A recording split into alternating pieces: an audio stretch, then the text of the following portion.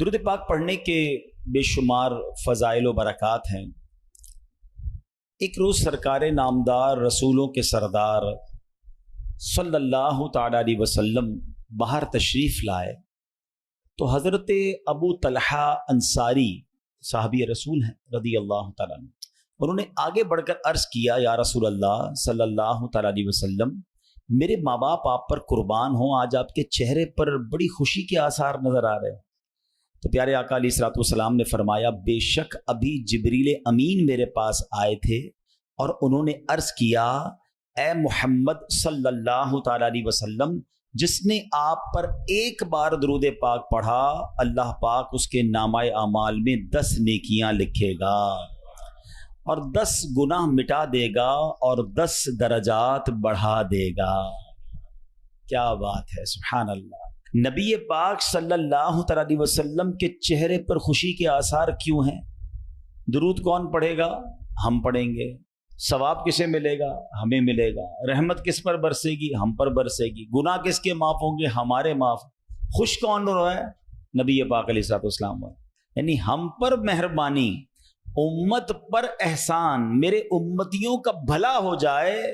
کیا بات ہے، اس بات پر نبی پاک کا چہرہ جو ہے وہ خوشی سے دمک رہا ہے، کتنا ہم سے محبت ہے، کتنا ہم سے پیار ہے، سبحان اللہ۔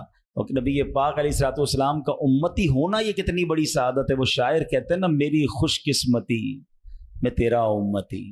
اللہ نے ایسے نبی عطا فرمائے صلی اللہ تعالیٰ علیہ وسلم کہ امت پر کمال درجے مہربان ہے۔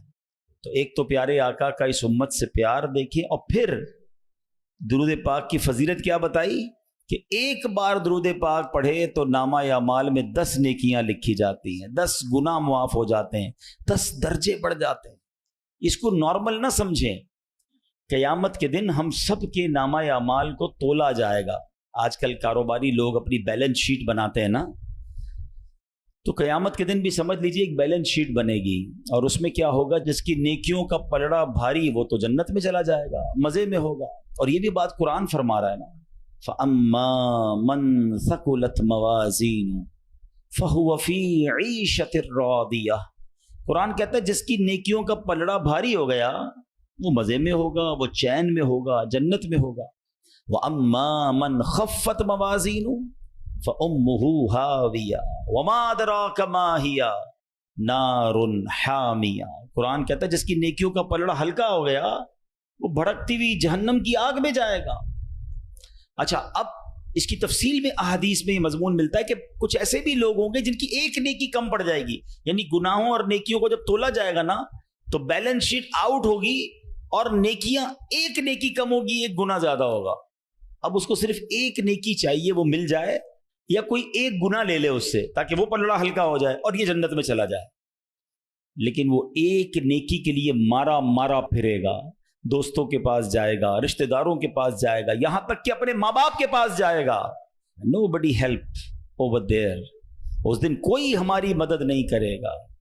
تو پتہ یہ چلا کہ اب ذرا تصور کیجئے، امیجینیشن تھوڑی سی کرتے ہیں کہ کوئی ایسا بندہ ہو جو قیامت کے دن پھنس جائے اور اس کی ایک نیکی کم ہے، اس کو کتنا یاد آئے گا کہ کاش میں 2 رکعت نفل اور پڑھ لیتا، کاش میں اور درود پاک پڑھ لیتا، کاش میں اور سجدے کر لیتا، میں اور صدقے کر لیتا۔ یا اس کو کتنے گناہ یاد آئیں گے کہ کاش میں وہ گناہ نہ کرتا، 2-4 گناہ ہی کم کر لیتا تو میرا بیڑا پار ہو جاتا۔ تو اس کا مطلب یہ ہوا کہ دنیا میں کسی کی بیلنس شیٹ آؤٹ ہو جائے نا، کسی سے ادھار لے کر، قرضہ لے کر، کچھ لوگ ہیلپ کر دیتے ہیں نا کہ چلو یار بندہ پھنس گیا ہے اس کی مدد کر دو، اس کی بیلنس شیٹ لیول ہو سکتی ہے۔ On the day of judgement there is no way to balance your balance sheet۔ قیامت کے دن کوئی طریقہ نہیں ہوگا۔ اب آؤ میں آپ کو بتاتا ہوں ایک ایسا وظیفہ ہے جو آپ کی بیلنس شیٹ کو بیلنس کر رہا ہے۔ اب اس حدیث کو پھر سنو، ایک درود پڑھنے پر کتنی نیکیاں ملنی ہیں؟ 10 نیکیاں، اور کتنے گناہ معاف ہونے؟ اس کا مطلب یہ ہوا کہ میرے ادھر درود پڑھتا جاؤں، نیکیوں کا پلڑا بھاری ہوتا جائے گا، گناہوں کا پلڑا ہلکا ہوتا جائے گا۔